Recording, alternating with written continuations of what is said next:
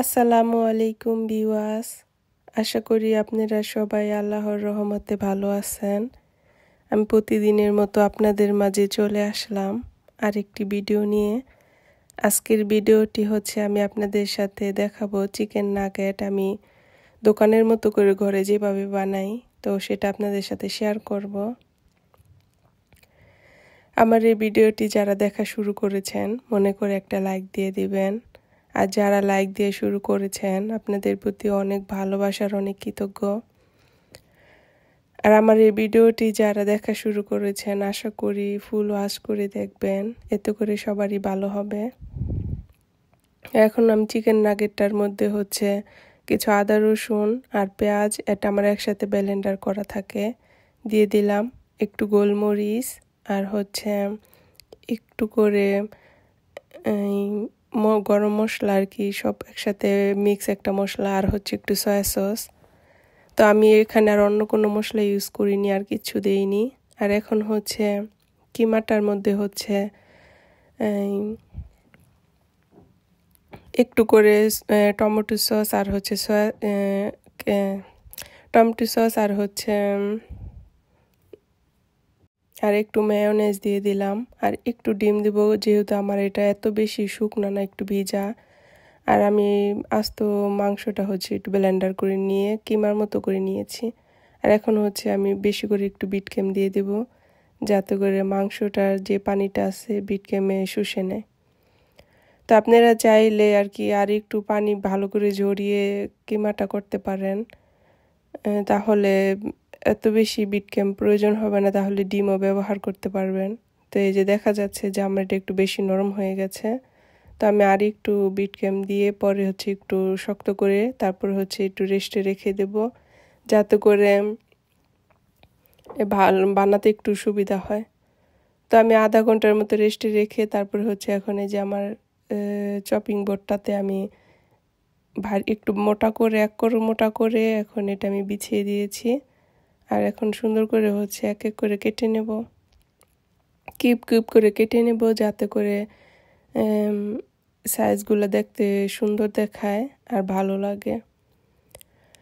আর আমার এই ভিডিওটা যারা ধৈর্য ধরে পুরোটা দেখবেন আপনাদের প্রতি অনেক অনেক ভালোবাসা আর অনেক কৃতজ্ঞ আর অনেক দোয়া রইল।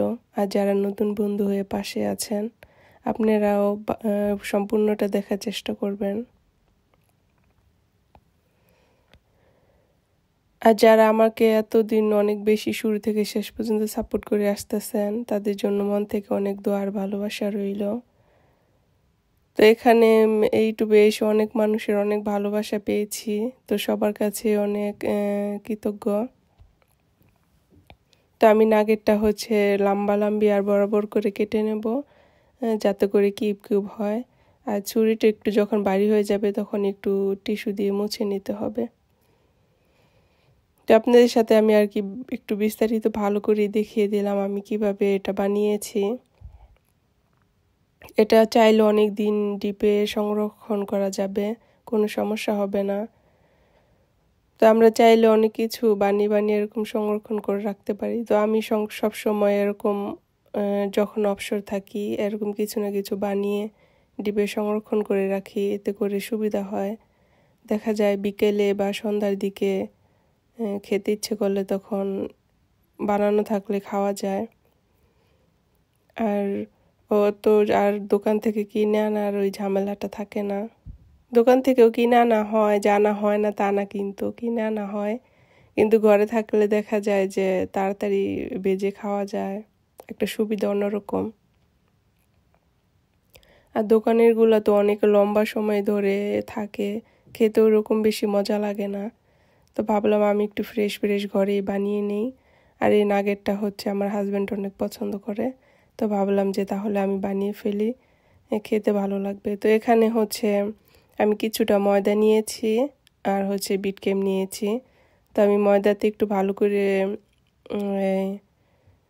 করে একটু গড়িয়ে নেব, তারপর গড়ানোর শেষে এটা কিন্তু সুন্দর করে কিউবটা করা যাবে, তখন সুবিধা হয় অনেক। তারপরে হচ্ছে আমি ডিমের মধ্যে চুপ দেব। তো ডিমের থেকে চুপে দিয়ে যখন উঠাবো তখন হচ্ছে আমি বিট ক্রিমে দেব। তো আমি এভাবে হচ্ছে এক এক করে সবটুক বানিয়ে নেব। আমি অর্ধেকটা বানিয়ে ফেলেছি অলরেডি, আর আপনাদের সাথে যে একটা শেয়ার করে দেখিয়ে দিলাম।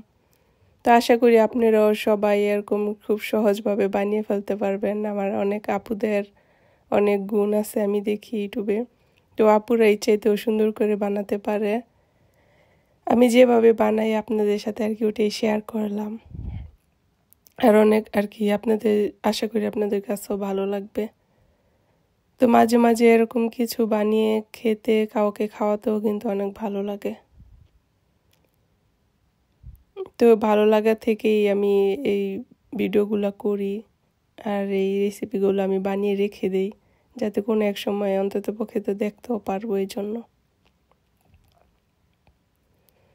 আর এখানে এক এক করে সম্পূর্ণটা আমি বানিয়ে নিয়েছি। এখানে এটা আমি এখন হচ্ছে ডিপে রেখে দেবো 15 মিনিটের জন্য। আর এই ফাঁকে একটু বাহির থেকে আমি আসব। তো বাহিরে হচ্ছে একটু বাহিরে আসছি, যেহেতু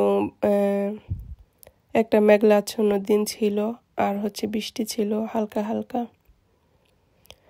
তো এখানে হচ্ছে আমি একটু দোকানে যাব। তো দোকানে যাওয়ার সময় হচ্ছে এই রাস্তাটা তো ভাবলাম আপনাদের সাথে একটু শেয়ার করি।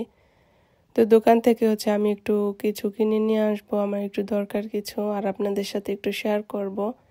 সেটা হচ্ছে আমি ভাবছি যে আরও কিছু ফ্রোজেন জিনিস বানাবো, এই জন্য হচ্ছে শীট নিয়ে আসবো। তো শীটটা কেনার জন্য হচ্ছে দোকানে গিয়েছিলাম, আর হচ্ছে বোমা মরিচ ওটা শাক দিয়ে খেতে ইচ্ছে করছিল। তো এখন যেহেতু বাংলা যে দোকানগুলো থাকে বাংলাদেশি, সেটা আমাদের বাসা থেকে একটু দূর, আর কি 15-20-25 মিনিট হাঁটতে হবে। আর ওখানে আমি তো আর একা যাই না। তো এই জন্য হচ্ছে আপনাদের ভাইয়া বন্ধের দিনে এনে দিবে। তো ভাবলাম বাসার সামনে এই দোকান থেকে ওই বোমা মরিচটা আর কি নিয়ে আসবো ভাত দিয়ে খাওয়ার জন্য। এই জন্য হচ্ছে বাসার সামনে চলে আসলাম। আর এটা হচ্ছে একটা মাঠ, এই পাশে সামনে যে লাল একটা দেখা যাচ্ছে এটা হচ্ছে দোকান। তো আমি দোকানে চলে আসছি, আর এটা হচ্ছে যে শীট আমি নিয়ে নিয়েছি। তো এই শীটটা নিয়ে যাব, এটা দিয়ে রোল, সমোচা, তারপরে আমি যেটা বানাতে চাই সবই এটা দিয়ে বানাতে পারবো, মোমো চাইলে বানাতে পারবো। তো এই জন্য বড় একটা শীট নিয়ে নিলাম। আর এখানে হচ্ছে ফ্রোজেন করা যে মাছ, তারপরে হচ্ছে এক এক কিছু চিংড়ি মাছ, তারপর শামুক আছে, ঝিনুক আছে, আর সামুদ্রিক অনেক মাছ আছে। এটা হচ্ছে একটা শ্রীলঙ্কান দোকান। এখানে এই গুসারি শপটাতে সব কিছুই এভারেস্টে পাওয়া যায়। শ্রীলঙ্কান দোকান হলে কি হবে, আমাদের এশিয়ান সব কিছু পাওয়া যায়। আর এগুলি হচ্ছে সব কেকের ফ্লেভার। আর এই সাইডটা পুরো হচ্ছে কেকের আইটেম, বেকারি আইটেম। এটা হচ্ছে কি বলে ইস্ট। আর এগুলি হচ্ছে এক একটা কেকের এক এক কিছু। তো সব কিছু আমি চিনি, কিন্তু সব কিছুর অত নাম জানি না। এজন্য হচ্ছে আর কি বাংলাদেশ আর এখানে কোনটা কি বলে আমি অত ভালো করে এজন্য বলতে পারি না। আর এখানে যে পুটিনের হচ্ছে দুধও পাওয়া যায়।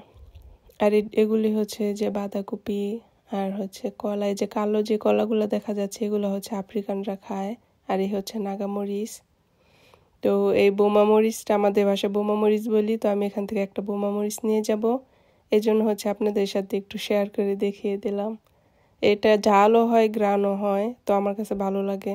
তো এখান থেকে হচ্ছে একটা মরিচ নিয়ে যাব। আর এখন বাসায় এসে যে 15 মিনিট বাহিরে ছিলাম, তো এতক্ষণ ডিপে ছিল। তো ডিপ থেকে বাহির করে এখন আমি বক্সে ভরে রেখে দেব। তো এভাবে বক্সে ভরে রাখলে হয় কি, একটার সাথে আরেকটা লাগে না, যখন ইচ্ছা তখন এটা বের করে আর কি সাথে সাথে বাজা যায়, আর কোনো সমস্যা হয় না। তো আমার এই ভিডিওটা যারাই শেষ পর্যন্ত ধৈর্য ধরে দেখেছেন, আশা করি আপনাদের কাছে ভালো লেগেছে। আর আমার এই টিপসগুলো যদি আপনাদের কাছে ভালো লাগে, তাহলে আপনারাও ট্রাই করে দেখতে পারেন। আর আমার এই নাগেট বানানোটা কেমন হয়েছে সেটাও কমেন্ট করে জানাতে পারেন। আর আমার পাশে এতক্ষণ থাকার জন্য আপনাদেরকে অনেক অনেক ভালোবাসা আর অনেক দোয়া রইল। আপনারাও আমাদের জন্য দোয়া করবেন আর ভালোবাসা দিয়ে পাশে থাকবেন। আমার আজকের ভিডিওটি এই পর্যন্তই। আল্লাহ হাফেজ।